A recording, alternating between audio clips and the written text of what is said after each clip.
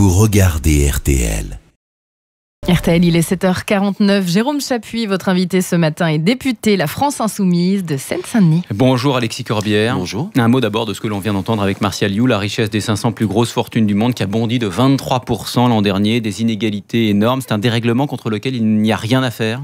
Ah si, il y a à faire. Il y a à éviter cette financiarisation de l'économie. C'est intéressant déjà qu'il y ait...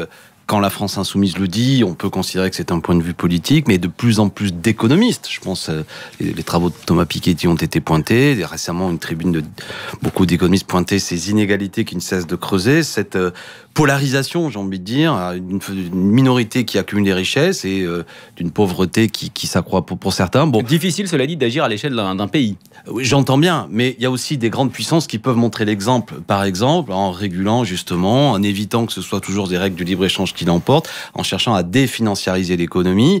Bon, l'affaire n'est pas simple, mais nous ne sommes pas une puissance mineure qui peut en permanence considérer que nous ne pouvons pas agir parce que c'est un problème d'ordre mondial. Quand vous l'avez dit, 500 personnes, vous évoquez même le chiffre des 8 personnes. Bon, c'est quand même, on est là face à quelque chose qui est un phénomène jamais vu dans l'histoire de l'humanité, on peut le considérer. Donc qu'est-ce qu'on fait ? Parce que qu'est-ce que ça passe par la fiscalité ?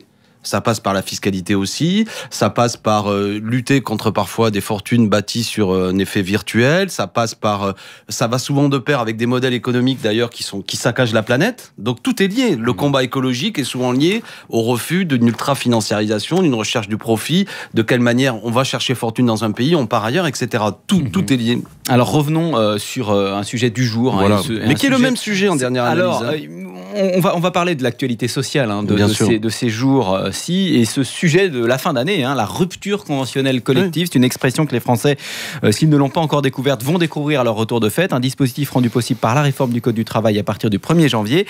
Après l'enseigne Pimki, le Parisien nous apprend ce matin que PSA Peugeot Citroën entend utiliser cette procédure qui permet de diminuer les effectifs sans passer par un plan social. Ce n'est qu'un début.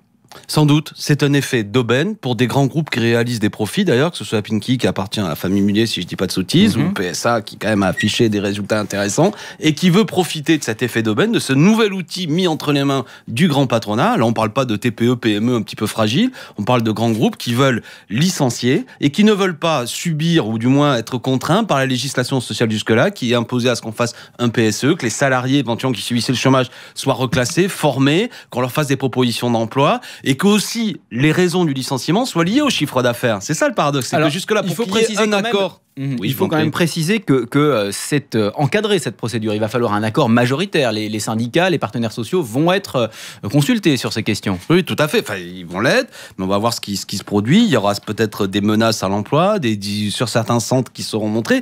Il y aura, mais je veux dire, qu'est-ce que c'est que nous y gagnons d'un point de vue collectif et d'un point de vue individuel ?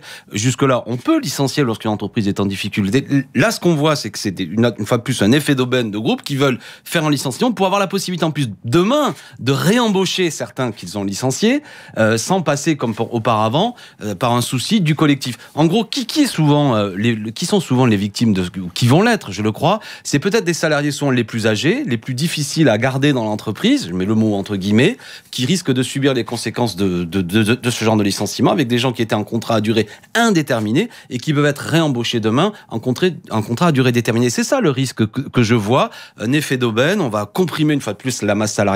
Je répète que dans ce pays, qu'on ne fasse pas croire que jusque-là, on ne pouvait pas licencier, on pouvait le faire, mais c'était encadré, et là, cette fois-ci, les contraintes seront moins fortes. C'est pour ça que ça intéresse des grands groupes. Mais vous entendez, comme nous, l'argument du gouvernement, il faut plus de souplesse pour s'adapter aux variations de l'économie qui sont brutales. Ça ne veut rien dire. C'est un charabia qui ne veut rien dire. Qu'est-ce que c'est que la souplesse ? Est-ce que ça veut dire qu'on arrête d'utiliser cette langue de bois, bon sang, qu'on parle français aux gens ? Est-ce qu'il faut licencier plus facilement et que les gens qui subissent un licenciement aient moins de droits ? Parlez clairement, si c'est M. Macron qui s'exprime comme vous le dites, j'en ai assez, moi, de cette manière d'embobiner les gens. Est-ce que moi, la souplesse, ça veut dire, je suis pour être souple, et dans la vie, il faut toujours être souple, sportif, en pleine forme, mais c'est du charabia. Est-ce qu'il faut donner un outil supplémentaire à des grands groupes qui réalisent des profits pour licencier les gens, laisser sur le carreau éventuellement des salariés de plus de 50 ans, leur supprimer des droits, ne plus avoir une contrainte de les former, etc., etc. Moi, je ne veux pas de ça. Je ne le veux pas pour moi, je ne le veux pas pour vous, je ne le veux pas pour les gens qui m'écoutent. Je ne crois pas que ce soit en flexibilisant, en ubérisant toujours plus la société qu'on va s'en sortir. Votre économiste tout à l'heure l'a bien dit.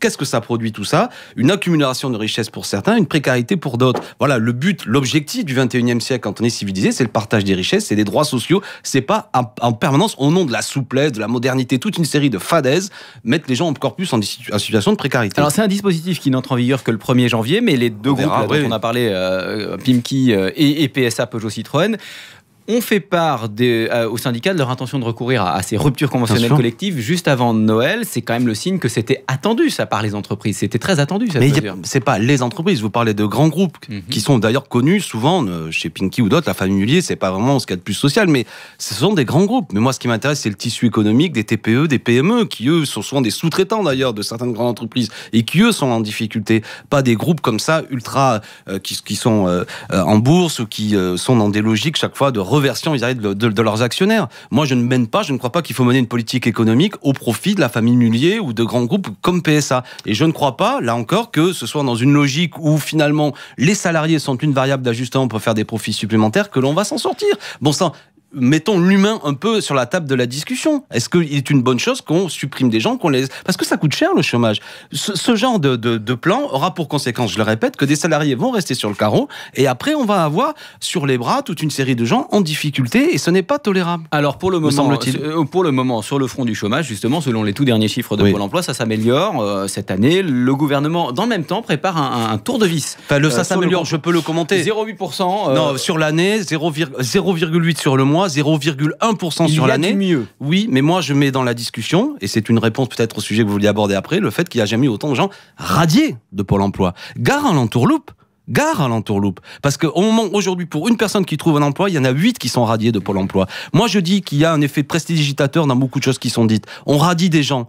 Alors, il y a parfois de bonnes raisons de radier des gens, parce qu'ils sont plus à la recherche d'emploi, mais aussi de manière abusive, en les radiant. Alors après, on affiche des chiffres, on a regardé déjà des chiffres qui sont un peu à des 0, machin, mais aussi parce que des gens ne sont plus... Tout ça est artificiel pour vous. Ça peut l'être, franchement. 0,1 sur une année, il n'y a pas de quoi pétarader quand vous avez 9 millions de gens qui sont en situation de pauvreté et près de 6 millions de gens au chômage, bon sang. Alors vous avez un peu effectivement devancé ma question puisque on en parlait d'ailleurs dès hier sur RTL. Le gouvernement prépare donc un tour de vis sur le contrôle des chômeurs puisque les négociations qui sont en cours devraient aborder ce sujet en début d'année prochaine. Emmanuel Macron s'est justifié hier sur son lieu de vacances. Il a dit il n'y a rien de choquant à tout ça. C'est normal d'être contrôlé quand on est au chômage. Mais on est déjà contrôlé quand on est au chômage. Ça existe déjà.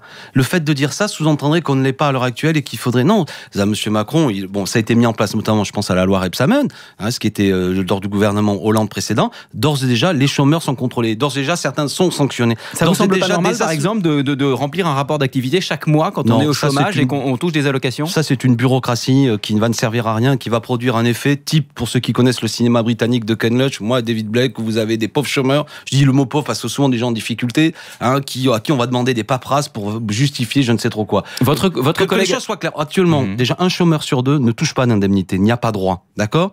Deuxièmement, ce qu'on appelle une indemnité chômage sont des cotisations. Personne n'a rien volé, les gens ont cotisé pour avoir droit à ça. C'est pas quelque chose où on claque des doigts. La moyenne, c'est autour de 1 000 €, donc il n'y a pas d'effet d'aubaine, et franchement, on vit difficilement dans les grands centres urbains de manière générale avec ça. Donc les gens cherchent du boulot. D'ores et déjà, il y a des contrôles. Il y a seulement 14% sur les gens qui ont été contrôlés, qui ont été sanctionnés, et souvent d'ailleurs à tort. Donc il n'y a pas d'abus. Les abus ne sont pas là. Je vais vous montrer un autre type d'abus qui coûte 60 à 80 milliards d'euros chaque année, c'est la fraude et l'évasion fiscale. Rien n'est prévu. On a supprimé en 10 ans plus de 32 000 employés de Bercy qui auraient pu contrôler. Par contre, on a multiplié par 5 le nombre de contrôleurs sur les chômeurs. C'est une illusion d'optique qu'on met en place. Bien sûr qu'il y a des fraudeurs ici ou là, ça existe, mais c'est pas le problème. Il n'y a pas 6 millions de chômeurs parce qu'il y a des fraudeurs. Il y a un emploi pour 12 demandeurs. Et alors qu'est-ce qu'on va faire? On va continuer à sanctionner, c'est-à-dire actuellement le dispositif qui existe, qui fait qu'on peut supprimer de 20% les indemnités chômage pour les 32 52 000 personnes qui ont été considérées, c'est plus 20, c'est 50%. On va frapper sur des pauvres bougres, on va faire tomber des gens encore plus dans des poches de pauvreté. Ça coûte cher à la société, la précarité. C'est pas ça. Il faut créer de l'emploi. Quel est le projet industriel de M. Macron, vu que là il est en vacances, qu'il a le temps de se reposer, qu'il a même le temps de répondre à certains de vos confrères? Quel projet industriel? Comment on assure la transition écologique? Qu'est-ce qu'on va fabriquer? Qu'est-ce qu'on va industrialiser? Comment on va créer de l'emploi? Il faut créer de l'emploi, lutter contre notamment les délocalisations. Le traité de libre-échange CETA avec le Canada est un traité qui va coûter des emplois, qui va faire du mal à nos agriculteurs. C'est ça le problème. C'est pas de dire il y a des chômeurs un peu fraudeurs. Je vais vous dire, parce que des fraudeurs, il y en a partout. Il y en a même peut-être à RTL, mais ou n'importe où. Non, mais je veux dire, on peut toujours aller jusqu'au bout. Non, mais je dis pas que tout le monde est parfait, mais globalement, nous avons un bon système. Et ce qui crée du chômage, c'est pas le fait qu'ici ou là, telle personne a eu un comportement qui est pas correct. Parce que sinon, je termine. Comme législateur, on me demande prochainement de faire une loi, ce gouvernement, pour que les employeurs, eux, ils aient un droit à l'erreur, en quelque sorte. Là, on va baisser la législation. Alors, quand c'est les employeurs, eux, ils auraient le droit à l'erreur, et quand c'est les chômeurs, faut les traquer. Merci. Je ne veux pas de cette société. Merci de m'avoir donné l'antenne. Merci, je suis désolé Alexis Corbière. Non, mais on vous a entendu. Bonne année à tous. On vous a surtout. entendu, vindicatif, effectivement. On vous réentendra de toute façon en 2018. On a le droit de fêter le 31 heureux. Évidemment. Être heureux. Évidemment. Merci d'avoir été avec nous ce matin. Alexis Corbière, député La France Insoumise.